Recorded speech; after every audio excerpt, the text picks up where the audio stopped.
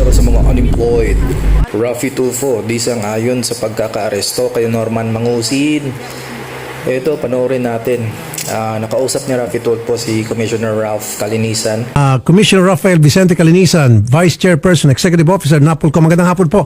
Commissioner Calinisan, sir. Senator Raffy, magandang hapon po. More power po sa inyo, sir. Thank you po, sir. Several times ago, dito po sa Wanted sa radyo, meron po kami mga suspect na na-issue na po ng warrant, and yung kasalanan ng mga suspect na ito ay, kung hindi ako nagkakamali, rape with homicide.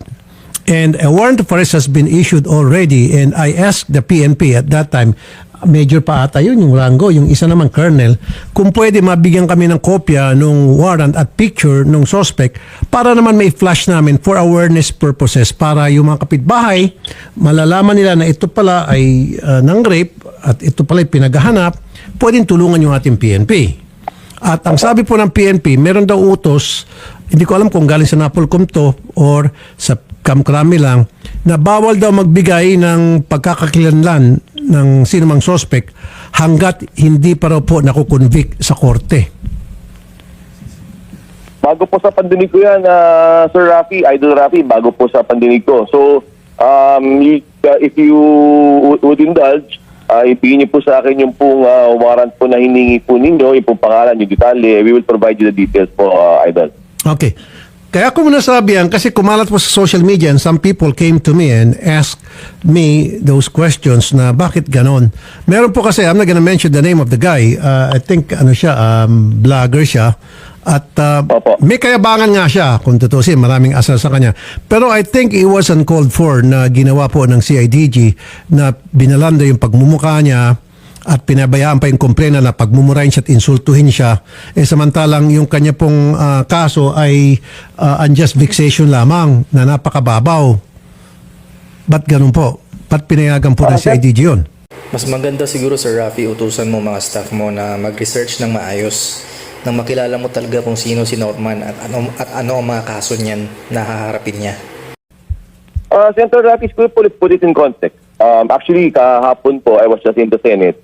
I was just nga po with Senator Erwin.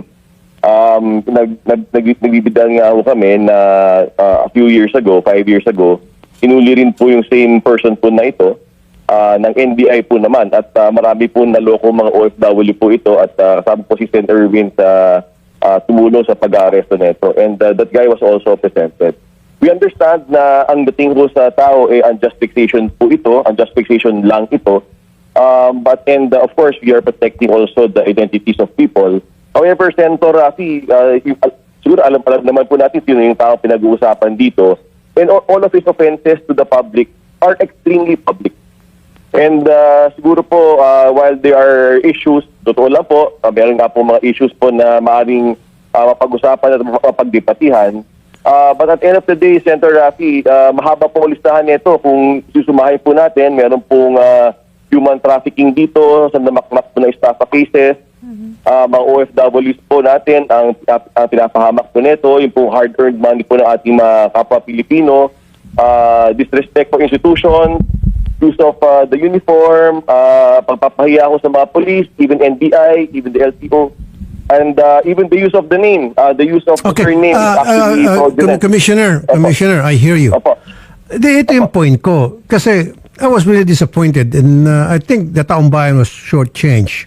Kasi nga po, ulitin ko, nung dito sa programa, ilang beses, in fact, naghiring pa nga ako dyan. Humingi ako ng picture, warrant of arrest, nung isang suspect na yun po ay nang rape at pumatay at pinagkakaitan sa akin ng PNP. Now, sir, kung gusto ng PNP, ng CIDG, mag-press con, pangalandakan yung pagmumuka ng isang suspect na may warrant, sana man lang sa medyo malilim-lalim naman. Sana man lang sa yung mga rape, kidnapping, bank robbery. Wag naman po yung unjust vexation. Kasi ang pagkakaalam ko po, nung may tumawag sa aking kakilala ko, ito po yung away daw po ng parehong dalawang vlogger at pinatulan po ata ng PNP. Ngayon, pag nag-away yung dalawang vlogger, wag po natin patulan. Hayaan na natin sila mag-away-away. Enough na po yun na mahuli natin yung taong yun and then ipalabas natin sa media na nahuli na itong si Poncio Pilato. Sir Raffy, ang pinopoint po ni Makagago dito is matigil na itong pambubudol niya sa OFW kasi marami itong pinaiyak. Sana magets nyo yun. That's good enough. Wag naman po yung ipapahiya. Again, I don't know the guy. I haven't met the guy. Even ako naiyabahan ako sa taong yun. Kasi kung minsan dumadaan sa page ko, newsfeed ko, na talagang saksakan ng yabang. Pero walang personalan. Mayabang ka, sige. Karapatan mo yumabang. Pero naman sir, wag naman tayo mag-go overboard na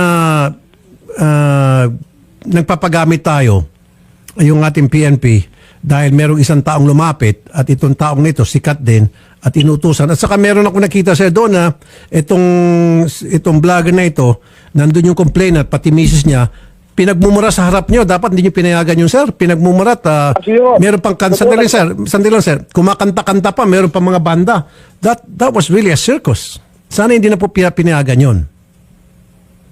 Natuwa ko doon nung nagalit nung nasalita pa ko ng gano'n yung isang vlogger. Totoo, hindi po, yung po mga gano'n na we do not tolerate. In fact, we asked him to stop. Pero to put in context po, Senator Rafi, we don't like that. I personally didn't like that also. Pero yung pong Saka mga singit pa sir, baka makalimutan. Saka nakikita ko sir, yung vlogger na nagko-complain against Sir Rafi, hayaan niyo muna mag-explain si Commissioner. this guy na naka-t-shirt na ng preso, nagigipaglambingan pa doon sa isang vlogger. Para bang nangyari, ang litaw noon sir, pag ako manunood at kung yung mga ordinary tao manonood, parang nabayaran yung PNP para huliin tong taon to, para ipahiya tong taong to. Definitely hindi po ganoon, Senator Rafi. Siguro po, alam ko naman po, malawak po ang inyong pag-iintindi po dito. Yung pong warrant po na lumabas po, incidental lang po na yung po yung warrant na yon. So there are other cases involved, there are other pending cases. Sabi ko nga ako, may human trafficking nga po dito. Ang dami ho talaga, Senator Rafi, ibang level ho talaga. Nataon lang po talaga na ito po yung warrant na lumabas. This is outside of the personalities here. And actually, I salute the PNP po, Senator Rafi, na mabilis po yung pagkaka-aresto nito. No sir, I'm sorry sir. I'm sorry, I don't salute the PNP. In fact, I saw it na nagamit ng PNP yung kanilang tungkulin para paboran yung isang tao na lumapit sa kanila. I didn't salute the PNP. Sasaludo po ako sir kung yung sir, sorry po. Sasaludo po sana ako sir kung yung hinuli nila, binaranda nila sa media ay kidnapper, bank robber, rape with homicide, yung ba mga malalaking kasalanan? May pahuyang katarantaduang pinagagawa. Kasi kung magbabase lang tayo sa social media na nakikita natin, mas maganda siguro kung tanungin nyo si MG kasi nandyan lahat eh. Nandyan lahat. Wag naman po yung unjust vexation kasi po ang nabasa lang unjust vexation lang eh. 'Di ba? Kung yung mga karumal-dumal na krimen, yung nag-chop-chop ng tao na marami po dito yan. Almost every month meron kami chinap-chop, binarder, nilagay sa maleta. Bakit yun hindi po pinapalabas yung mukha ng mga suspect? Bakit yung mga suspect na mahuli hindi po pinapreskon? Meron dito, 'di ba, yung nilagay sa maleta yung babae nung magkaibigan. Nahuli yun. Bakit hindi niyo preskon yun? Chap-chap yun. Chinap-chap yung babae, nilagay sa maleta. Tapos tumakbo ng Mindanao yung suspect. Nahuli nyo, nasa custody nyo. Walang preskon. Bakit ito, unjust vexation, preskon ninyo? Sir Rafi, sabi ko nga po sa inyo, ako po yung kasama po ninyo dyan. Yung po mga lahat po ng kriminal, yung po kailangan nyo nga po mga warrant, details, photos, kasama po ninyo ako dyan. I will provide you po with those details. Sabihin nyo lang po sa akin. Yun naman po, sabi ko nga ako dito, o nga po, it might appear na unjust fixation lang po ito, pero hindi nga po, Senator Rafi. I can provide you with the full case folder. Kaya po, may perjury po dito. Ang dami po, napakahaba po, Senator Rafi. Meron pa nga akong private armed groups. Masyadong mahaba po. I'll be happy to cooperate po. I understand where you're coming from, Senator Rafi. Hindi po tayo nagpapagamit sa kahit na sinong tao o vlogger. Yung po PNP po natin ay hindi po nagpapagamit sa kahit na sinong Kasi sir, alam mo kung bakit nakita ko na para nagamit po yung PNP. Dahil natimbrihan po yung complainant against this vlogger na mayabang. O, sabihin natin, vlogger na mayabang. Etong si vlogger na mayabang, nung mahuli siya, nakaredy na po yung complainant na may dala pa pong mga combo, may dala mga banda, tapos kumakanta-kanta pa. And pinayagan po ng PNP yun? Hey, dapat, sir, wait. Sir, magkaibigan tayo. Nakita tayo sa Senate. Pero sir, ako, I call spade a spade. Okay? I don't fucking care kung makakaaway kung dati kong kaibigan dahil lamang po sa prinsipyo ko. Ang prinsipyo ko po, sir, kung ano yung patas, patas lang. Kung ano yung mali, mali lang. Yun po yun eh. Meron ako nakitang pagkakamali dito. I don't care dun sa vlogger na mayabang. Okay, sobrang yabang talaga. Maging ako, nainis ako dun eh. Pero hanggang doon lang tayo sa inis. Pero wag natin pinipersonal. Yun po yung point ko. Ako talaga, sir, Ay, di po. para sa akin, saksakan ng yabang yung taong yun. Pero yung ginawa sa kanya, grabe naman. Sobra na yun, sir. We acknowledge your comments po, Sen. Rafi. That's point well taken. Point well taken. Wag na po maulit yun, sir. You tell the PNP, wag na maulit yun, sir. Yes, Sen. Rafi. Makakarating po. Pero in defense po, sabi ko nga po, we will support you. Yung po hiningi po ninyo mga detalye and photos, we will give. Sabi ko rin nga po, ang na-highlight lang po kasi, nagsalita rin po kasi yung pong vlogger nga na yun, na isa, yung pong hinuli, as sabi niya, unjust fixation lang po yun, yung kaso niya. Pero sabi ko nga po, mahaba po, Sen. Rafi. Yes, sir. Yes, sir. Sir, again, for the last time, pagsangan ng oras, it leaves a bad taste. Kasi example, hulihin siya. Alam na nung PNP. Ibig sabihin, itong complainant laban dito sa mayabang na vlogger, tinimbilan yung PNP. Ngayon sabi ng PNP, wag kayo mag-alala, huli na natin. Now, pagdating po doon sa presinto, nandun na po yung banda. May banda, sir. Tapos may mga Sir, sandali lang, sir. Sir, wait. Marami doon nagkakantahan pa sila.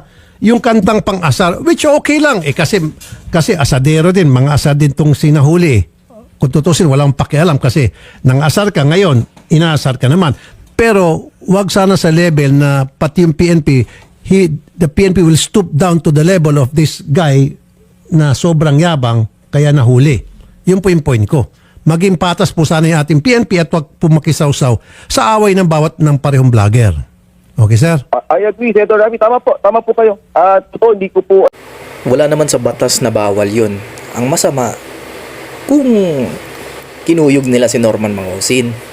Okay? But again, at the end of the day, this guy is a fucking criminal. At marami po itong nilokong OFW. At saka, again, human trafficking. At iba pang mga kasong kakaharapin niya. So, sana naman, Senator Rafi Tulfo,